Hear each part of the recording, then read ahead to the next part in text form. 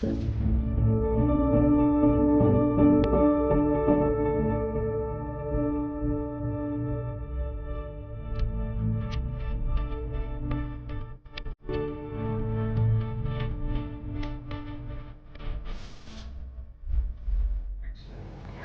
terima kasih pemirsa masih setia bersama kami dalam program Dialog Jember. Dan tentunya kita masih bersama narasumber kita yang luar biasa yaitu Bapak Didik Suharijadi.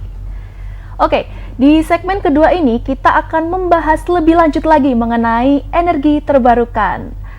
Baik Bapak, dari informasi yang kami dapat, energi terbarukan ini juga dimanfaatkan oleh petani untuk mengairi pertanian. Seperti apa itu ceritanya Pak? Boleh dijelaskan, silakan. Ya Mbak Manda. Sebenarnya kalau energi itu berlimpah, banyak yang bisa kita lakukan ya. Salah satunya di pertanian. Jadi tahun 2019 itu kebetulan Polres Jember ini memiliki program yang namanya Jembersai. Itu untuk memberikan hal-hal yang baik lah, mengajak masyarakat Jember ini untuk berbuat baik. Kemudian meminta kepada UNED, minta konsultan ke UNED dan saya kebetulan yang ditunjuk.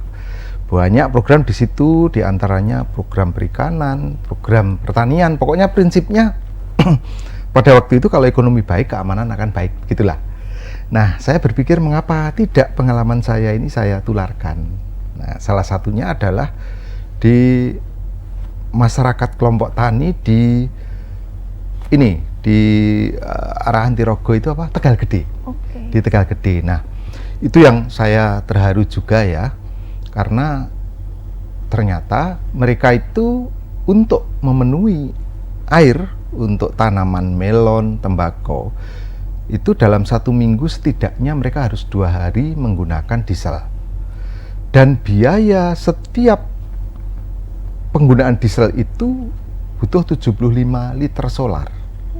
Kalau harga solar itu 6.500 ya, 6.800 lebih 6.800 ya sekarang. Maka sekitar 400 sekian untuk 1 kali pengairan. Nah, dengan menggunakan panel surya ini, kemudian biaya itu sudah otomatis tidak diperlukan lagi. Nah, ini yang waktu itu kami terapkan di Tegal Gede. Nah, penggunaan di pertanian ini mengharukan sekali ya. Betul, masyarakat Bapak. Jadi senang sekali, selain biaya juga begitu dipasang di situ, mereka sudah bisa melakukan hal-hal yang lain. Tidak perlu ditunggui kayak diesel itu ya. Kemudian tidak ada polusi suara begitu. Dan biayanya murah. Jadi dengan 1.500.000 itu mereka sudah bisa membuat 1 unit untuk irigasi sawah bertenaga surya dengan kapasitas 3.200 liter per jam. Nah, ini kan lumayan ya. Sangat lumayan sekali ya, Bapak. Itu sampai sekarang masih dijalankan dan masyarakat di sana menggunakan untuk budidaya ikan koi juga. Itu tahun berapa Bapak? Waktu kita di daerah Tegal Gede situ ya? Tegal Gede. Sudah melakukan pemanfaatan tenaga surya tersebut? Tahun kira-kira bulan Agustus tahun 2021. Sudah berjalan 2 tahun lebih? Ya, 2 tahun lebih. Luar biasa sekali. Jadi pengaruh tenaga surya ini untuk sektor pertanian, khususnya para petani yang mengairi sawah setiap harinya, jadi bisa lebih efisien kepada waktu ya Pak? Betul. Selain masalah biaya, ini juga efisiensi waktu, efisiensi tenaga. Nah, tentu saja keberlimpahan energi, keberlimpahan yang berdampak pada keberlimpahan tenaga, keberlimpahan waktu ini bisa memunculkan kreativitas lain lah. Misalnya begitu naruh instalasi irigasi ini, mereka bisa melakukan yang lain-lain. Melakukan tumpang sari di di galengan misalnya. Atau bahkan melakukan yang lain. Bapak-bapak bisa, misalnya yang istrinya bisnisnya melijo, ya bisa konsen membantu istrinya atau melakukan bisnis di rumah begitu. Jadi ada dampak ke perilaku juga ya, efisiensi. Dampak sosialnya sangat terlihat ya Pak ya? Terlihat, ya, sangat terlihat. Terus yang menarik lagi, untuk sekarang saya belum memantau berapa yang telah mereka buat. Satu itu pada waktu itu dapat digunakan bergantian oleh anggota kelompok tani itu. Dapat digunakan bergantian karena portable ya. Bisa dipindah-pindah, digendong naik sepeda motor begitu. Bisa berganti-ganti. Jadi mengubah perilaku ya, yang semula di daerah itu rawan konflik urusan rebutan air ya. Sekarang jadi rukun gitu ya. Bisa gantian menggunakan luar biasa air tenaga surya itu. Jadi tidak lagi ada konflik masalah air. Ya. Tidak lagi berseteru ya Pak antara sama petani tersebut. Iya, betul. Karena air itu bagi petani hal yang penting ya. Nomor satu dan urusan air itu dulunya dekat-dekat dengan kekhawatiran lah. Kalau sampai air kurang, itu resikonya bisa gagal panen. Betul. Dan itu yang membuat mereka jadi gampang emosi ya. Karena membuat kerugian. Ya, sedikit konflik aja bisa bikin berkelahi fisik gitu. Betul sekali Pak. Ya. Oke. Untuk pemanfaatan baterainya Pak, itu bagaimana dalam PLTS ini? Nah, baterai itu tergantung pada kebutuhan. Jika digunakannya hanya siang, maka kita tidak memerlukan baterai. Atau kalau memerlukan kecil sekali, hanya sebagai penyeimbang. Misalnya bisa menggunakan 7 ampere yang harganya kisaran 200.000 misalnya. Seperti irigasi ini tidak memerlukan karena mereka tidak membutuhkan malam hari. Cukup mengandalkan begitu matahari terbit, ya irigasinya jalan gitu.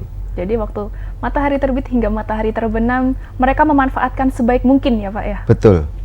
Dan di tengah sawah kan tidak ada halangan ini. Betul. Ya. Tidak ada tutup-tutupnya. Tidak ada halangan pohonan misalnya. Jadi tidak mutlak memerlukan baterai. Untuk pemanfaatan PLTS tersendiri kan tidak hanya untuk pertanian ya Pak. Ya. Dari informasi yang kami dapat bahwasannya salah satu sekolah dasar negeri di Jember juga memanfaatkan PLTS untuk dekorasi taman. Seperti itu. Betul. Mbak Manda, hampir semua aktivitas kita itu tergantung pada energi ya. Betul. Termasuk teknologi itu bisa tergerakkan dengan teknologi, dengan energi.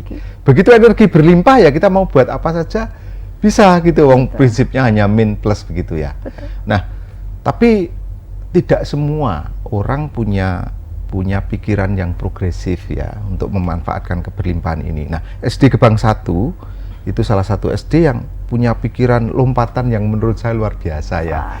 Pada waktu itu ya kira-kira 1 tahun kurang. 7 bulan yang lalu ya, menjelang bulan Mei itu menghubungi saya. Mereka ingin untuk ada fasilitas edukasi di taman mereka, edukasi energi terbarukan.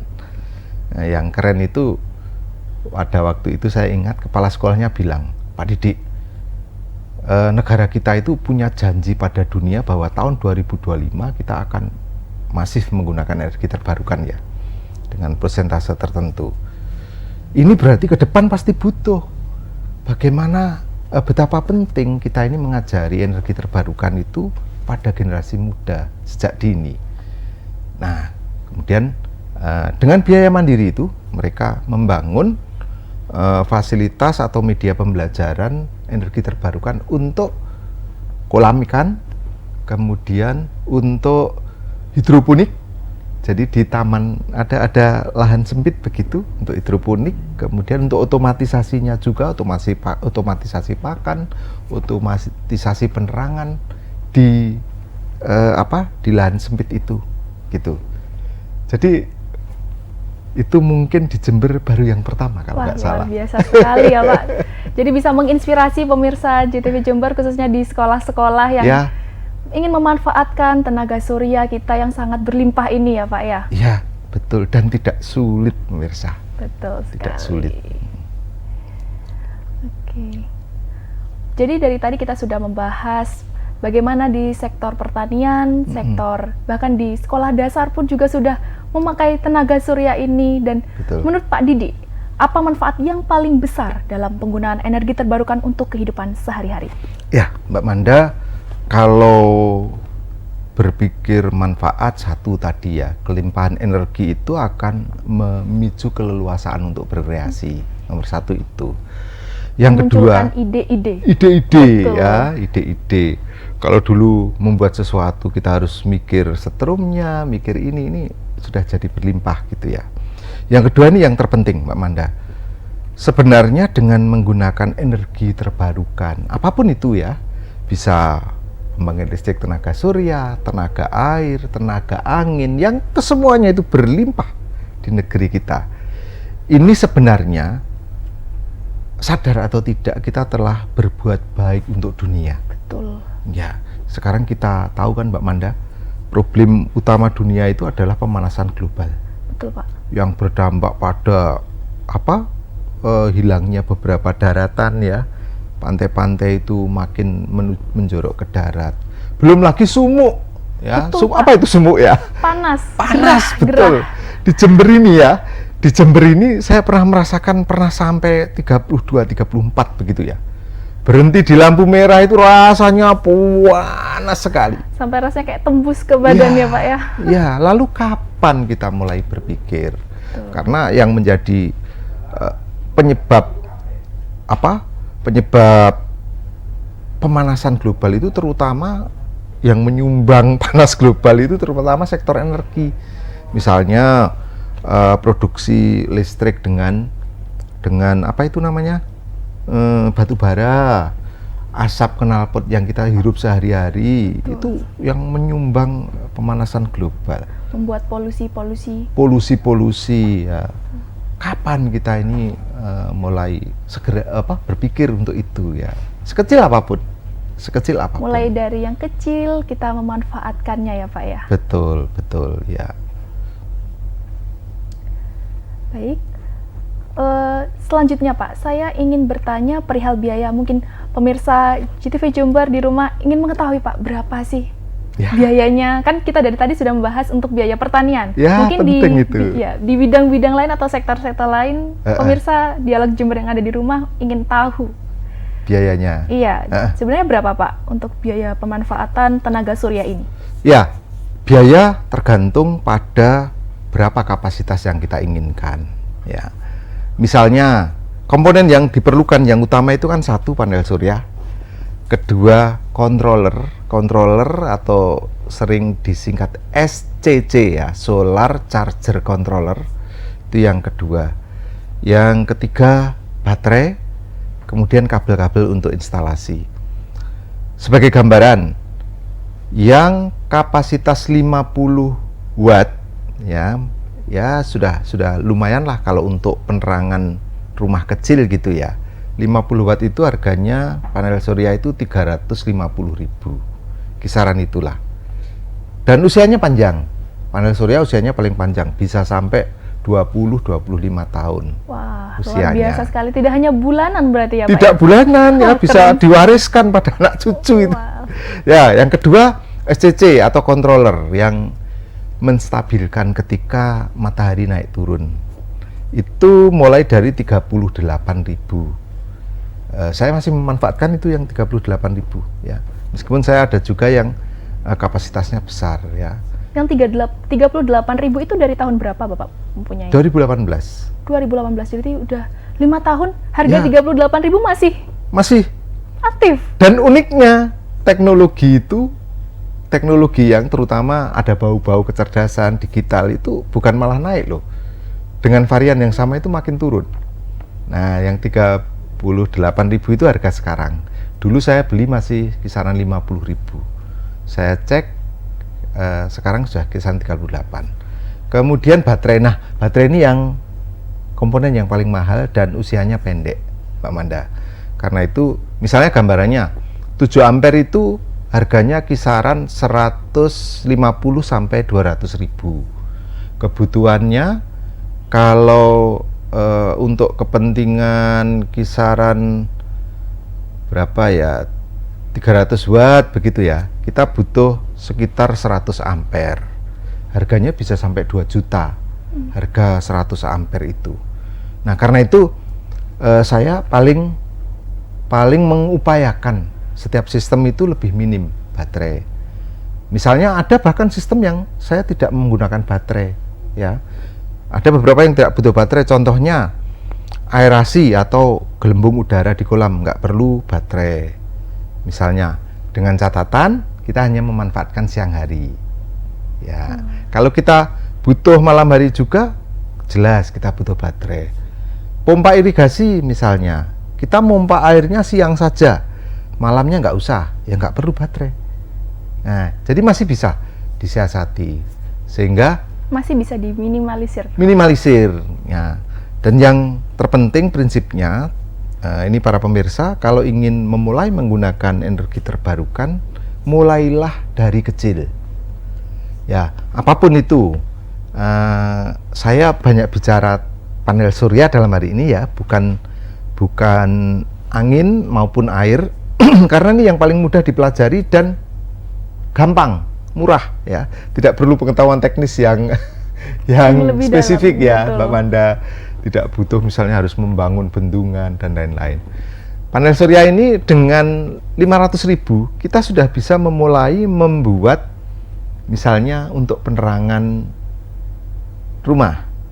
Penerangan rumah dengan baterai kecil ya cukupnya. Satu lampu misalnya, mulai dari satu lampu itu 50 watt panel surya, baterai 7,5 ampere, satu lampu katakanlah 5 sampai 7 watt, sudah bisa itu. Sudah bisa semalam.